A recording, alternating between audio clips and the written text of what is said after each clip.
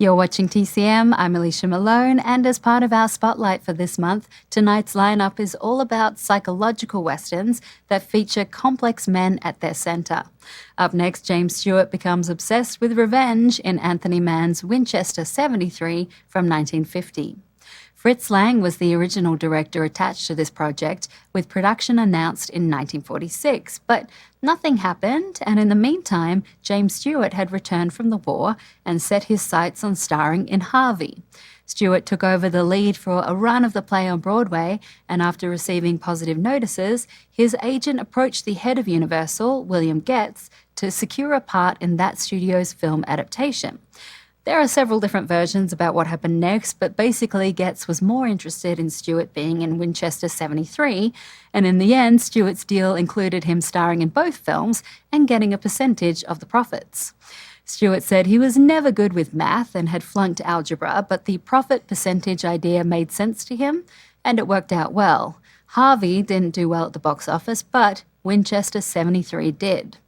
This film also gave him an interesting, darker role, a stark contrast to his usual fare, as well as the chance to work with director Anthony Mann, whom Stewart admired and suggested when Fritz Lang dropped out. The script was rewritten by Borden Chase, and Stewart plays Lynn McAdam, a man who is seeking revenge for his father's murder and seeking his stolen gun. Stewart really prepared for this role. As Anthony Mann later said, he took shooting lessons until, quote, his knuckles were raw with practicing. It was those sorts of things that helped make the film look so authentic, gave it a sense of reality. With Shelley Winters and Dan Duryea from 1950, this is Winchester 73. Director Anthony Mann and co-screenwriter Borden Chase were very aware that James Stewart's role in Winchester 73 would be a shock to audiences used to seeing him in lighter parts.